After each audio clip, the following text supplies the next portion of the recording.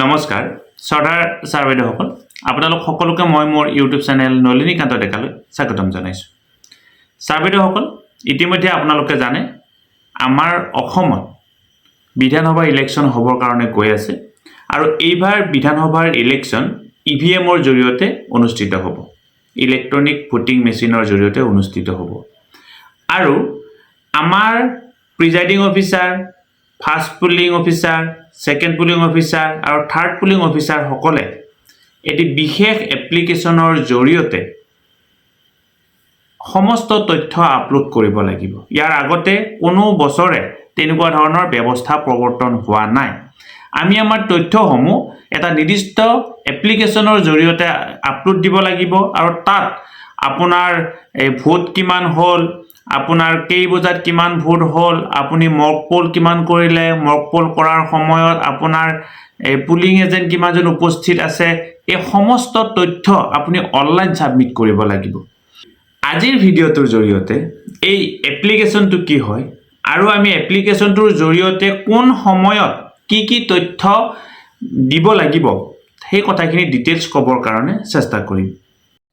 Sir বাইদেউসকল আপোনালোকে যিটো এপ্লিকেশ্যনৰ জৰিয়তে এই তথ্যসমূহ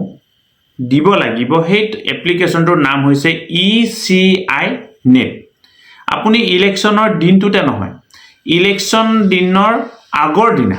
অৰ্থাৎ যোনদিনা আমি মেটেৰিয়েল কালেক্ট কৰোঁ সেই দিনৰ পৰাই আপুনি সমস্ত তথ্য আপোনাৰ এই এপ্লিকেশ্যনটোৰ জৰিয়তে দিব লাগিব। এতিয়া এপ্লিকেশ্যনটো এবাৰ দেখুৱাই দিয়াৰ আগতে আপোনালোকক এইটো কথা জনাই থৈ দিব লাগিব যে যদি কিবা কাৰণত আপোনাৰ নেট নাথাকে,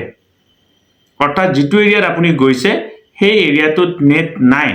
তথাপিও এই এপ্লিকেশ্যনটো অফলাইন কাম কৰিব, মেছেজ মোডত কাম কৰিব। আপোনাৰ যদি এপ্লিকেশ্যনটো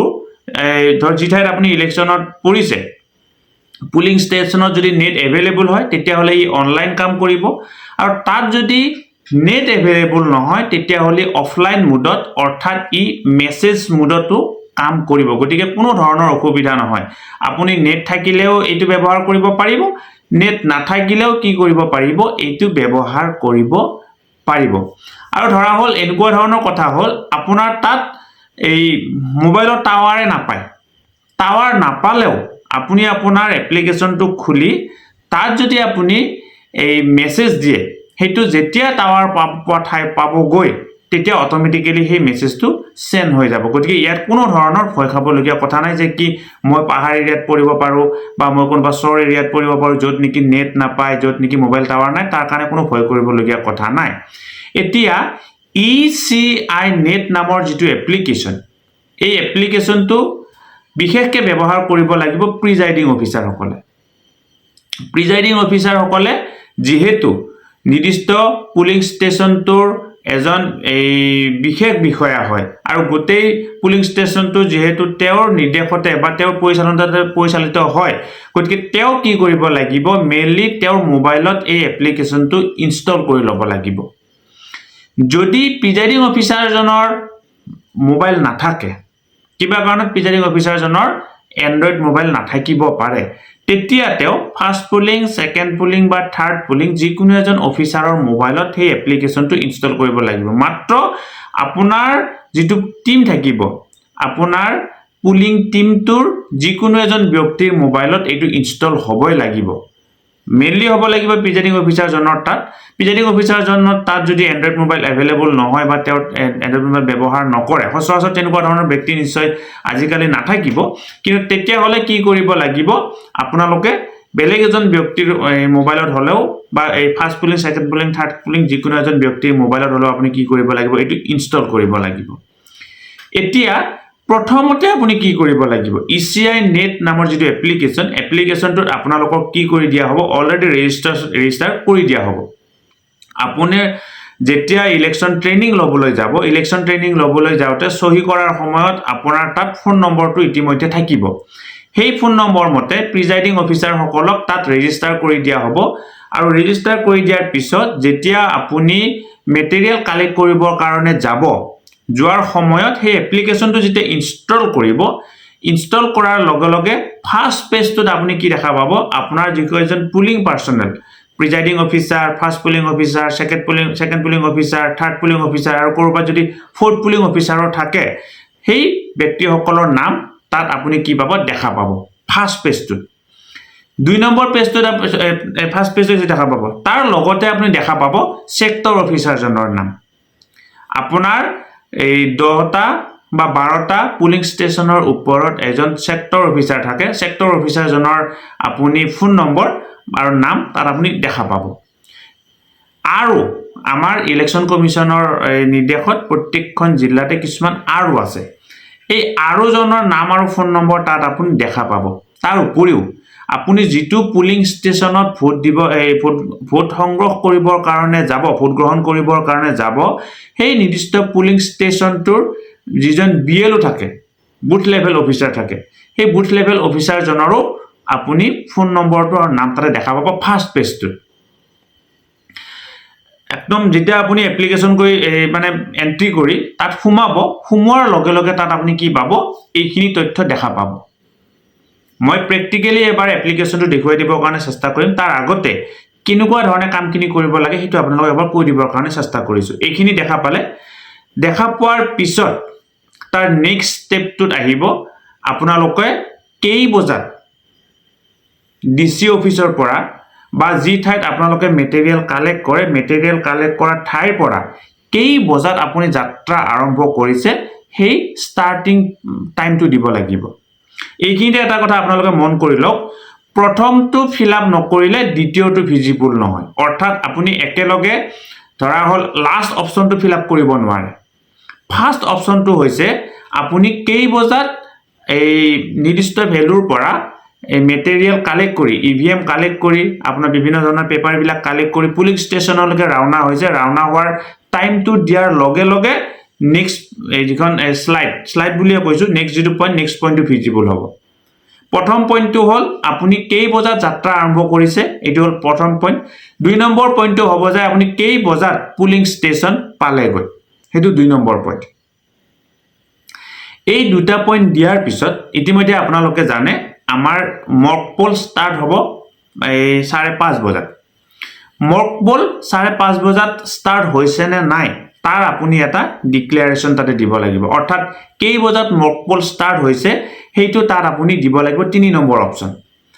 লগতে ইয়াত আৰু এটা তথ্য আপুনি ভৰাব লাগিব আমাৰ বিভিন্ন যিবিলাক ৰাজনৈতিক দল বিলাকৰ পুলিং এজেন্ট বিলাকে আমাৰ সেই নিৰ্দিষ্ট ভোট গ্ৰহণ কেন্দ্ৰটোত লৈকে আহিব কেইজন পুলিং এজেন্ট মক পোল কৰাৰ সময়ত উপস্থিত আছে তাৰ তথ্যটো আপুনি দিব লাগিব সেই তথ্যটো দিয়াৰ পিছতহে আকৌ নেক্সট যেটো পইণ্ট নেক্সট পইণ্টটো খোল খাব এতিয়া ইতিমধ্যে আপোনালোকে গম পালে যে কেই বজাত গৈছে সেই তথ্য দিব লাগিব যাই পোৱাৰ পিছত তথ্য দিব লাগিব মক পোল ষ্টাৰ্ট হোৱাৰ লগে লগে কেইজন ব্যক্তিৰ দ্বাৰা এই মক পোল কৰা হ'ল বা এই মক পোল কৰাৰ সময়ত কিমানজন পুলিং এজেন্ট উপস্থিত আছে তাৰ তথ্য দিব লাগিব তাৰ পৰৱৰ্তী পৰ্যায়ত আমি যেনেকৈ ইয়াৰ আগৰ ইলেকশ্যন বিলাকত 2 ঘণ্টাৰ মূৰে মূৰে সেক্টৰ অফিচাৰজনক আমাৰ কিমানটা ভোট গ্ৰহণ হ'ল তাৰ মেল কিমান ফিমেল কিমান সেই তথ্যটো দিব লাগিছিল সেই তথ্যটো তাত আপুনি কি কৰিব লাগিব এন্ট্ৰি কৰিব লাগিব অৰ্থাৎ পোৰ্টেলতে হেতু আপুনি এন্ট্ৰি কৰিব লাগিব আমাৰ ভোট গ্ৰহণ আৰম্ভ হ'ব 7 বজাৰ পৰা 7 বজাৰ পৰা ভোট গ্ৰহণ আৰম্ভ হওঁতে প্ৰথম তথ্যটো আপুনি দিব লাগিব 7 বজাৰ পৰা 9 বজালৈকে কিমানটা ভোট গ্ৰহণ হ'ল তাৰ মেল কিমান ফিমেল কিমান আপোনালোকে 9 বজাত এবাৰ সেই তাৰ তথ্য দিব লাগিব 11 বজাত এবাৰ তাৰ তথ্য দিব লাগিব 1 বজাত এবাৰ তাৰ তথ্য দিব লাগিব 3 বজাত এবাৰ তাৰ তথ্য দিব লাগিব আৰু 5 বজাত এবাৰ তাৰ তথ্য দিব লাগিব এতিয়া নিৰ্দিষ্ট সময়ৰ মূৰে মূৰে আপোনালোকলৈ কি আহিব এটা এলাৰ্ম আহিব অৰ্থাৎ যেতিয়া আপোনাৰ দিয়াৰ সময় হ'ব তাৰ ঠিক আগে আগে আপোনালোকৰ মোবাইলত এটা এলাৰ্ম বাজি উঠিব আৰু এলাৰ্মটো বাজি উঠাৰ লগে লগে আপুনি গম পাব যে কি আপোনাৰ তথ্য দিবলগীয়া হ'ল এলাৰ্ম বাজক বা নাবাজক কিবা কাৰণত এলাৰ্ম নাবাজিবও পাৰে হলেও আপুনি নিৰ্দিষ্ট টাইমৰ মূৰে মূৰে 7 বজাত 9 বজাত 11 বজাত 1 বজাত 3 বজাত আৰু এই আপোনাৰ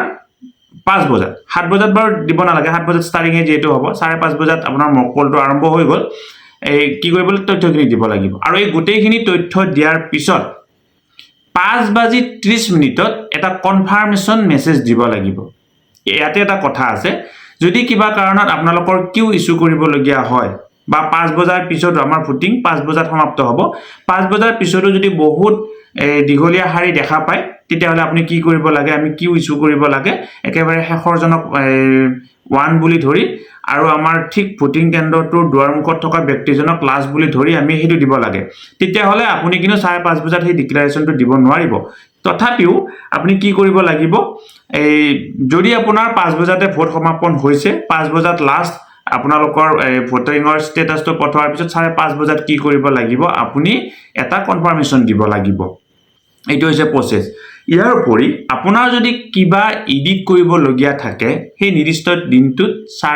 12 বজাৰ আগতে আপুনি কিবা এডিট কৰিব লগিয়া থাকিলে এডিট কৰিব পাৰিব গতিকে সাৰ্ভেটো সকল নিশ্চয় আপোনালোকে ইতিমধ্যে এই ট্ৰেনিংৰ সময়ত এই এপ্লিকেশনটো ব্যৱহাৰ কৰিছে এপ্লিকেশনটো আপোনালোকক দেখুৱাই দিয়া হৈছে আমি আমাৰ স্ক্ৰিনত এই এপ্লিকেশনটো বা প্ৰসেসটো এবাৰ দেখুৱাই দিবৰ কাৰণে চেষ্টা কৰিম তথাপিও আপোনালোকে যিমান পাৰে সিমান এই ইয়াৰ বিষয়ে ষ্টাডি কৰিবৰ কাৰণে চেষ্টা কৰিব যেহেতু এটো প্ৰথমবাৰৰ বাবে এই ব্যৱস্থাটো হৈছে গতিকে আমি ইয়াত নিশ্চয় কৰবাত অকমান হয়তো খোকজা পাব পাৰো গতিকে সেই বিষয়ে আপোনালোকে এই কথাখিনি জানিব আৰু ইয়াত এটা কথা কোৱা হৈছে আমাৰ ভোটিংৰ যেতিয়া ষ্টেটাসটো দিব লাগিব ইয়া আমাৰ আগৰ ইলেকশন বিলাকত কেনেকুৱা ধৰণৰ আছিল ধৰা হল 7 বজাৰ পৰা 9 বজালৈকে 100টা ভোট হৈছে 100টাৰ মেল 50 ফিমেল 50 আমি হেতু দিলু কিন্তু আকৌ আমাৰ আগৰ প্ৰসেসত কি আছিল যেতিয়া 11টা বজাত সেক্টৰ অফিচাৰ জনে আমাক তথ্যটো খুজিব তেতিয়া আমি 7 বজাৰ পৰা 9 বজালৈকে খিনি বাদ দিছিলো 9 বজাৰ পৰা 11 বজালৈকে যিখিনি হৈছিল সেই তথ্যখিনিহে দিছিলো অৰ্থাৎ 7 বজাৰ পৰা 9 বজালৈকে যদি 100 জন হৈছিল আৰু 9 বজাৰ পৰা 11 বজালৈকে যদি আৰু 100 জন হৈছিল টোটাল আমাৰ কিমান জন হল 200 জন হল ধৰা হল ইয়াৰে ধৰি লৈছো মেল 100 ফিমেল 100 অৰ্থাৎ এই 7 পৰা 9 লৈকে 50 জন মেল 50 জন ফিমেল হৈছে আৰু 9 পৰা 11 লৈকে 50 জন মেল 50 জন ফিমেল হৈছে আগতে কি আছিল আমি 7 বজাৰ পৰা 9 বজালৈকে তথ্যটো দিলু যে তেখেতক কলো এই টোটাল ভোট 100 মেল 50 ফিমেল 50 আকৌ 11টা বজাত কি কৰিলু টোটাল ভোট 100 মেল 50 এই ফিমেল 50 এনেকুৱা ধৰণে ভাগ কৰি তেখেতক তথ্যটো দি আছিল কিন্তু এতিয়া এবাৰৰ তথ্যটো তেনেকুৱা ধৰণৰ নহব এবাৰ তথ্যটো হ'ব 7 বজালৈকে আপুনি কি কৰিলে এই মেল 50 ফিমেল 50 টোটাল 100 সো 7 বজাৰ পৰা 9 বজালৈকে 11 বজাত যেতিয়া আপোনাৰ 200 হৈ গল হেতু আপুনি এই 50 50 দিব নোৱাৰিব এটো দিব লাগিব মেল 100 ফিমেল 100 টোটাল 200 আকৌ যদি 1 বজালৈকে আকৌ 100 বাঢ়ি যায় তেতিয়া হলে ধৰা হল 50 50 বাঢ়ি গৈছে তেতিয়া হলে কি দিব লাগিব মেল 150 ফিমেল 150 টোটাল 300 এনেকুৱা ধৰণে কিউমুলেটিভ হিচাপত এই তথ্যটো আপুনি দি যাব লাগিব গতিকে সাৰ্ভেটো সকল আজি ভিডিওটোৰ জৰিয়তে এইখিনি কথাই ক'বৰ কাৰণে চেষ্টা কৰিছো পৰৱৰ্তী পৰ্যায়ৰ ভিডিওত আমি ইয়াক লৈ আৰু কিছু কথা নিশ্চয় আপোনালোকক ক'বৰ কাৰণে চেষ্টা কৰিম আপোনালোকে নলিনীকান্ত ডেকা নামৰ ইউটিউব চেনেল আৰু নলিনীকান্ত ডেকা নামৰ ফেসবুক পেজ ফলো কৰিব পাৰে নাপাহৰিব ধন্যবাদ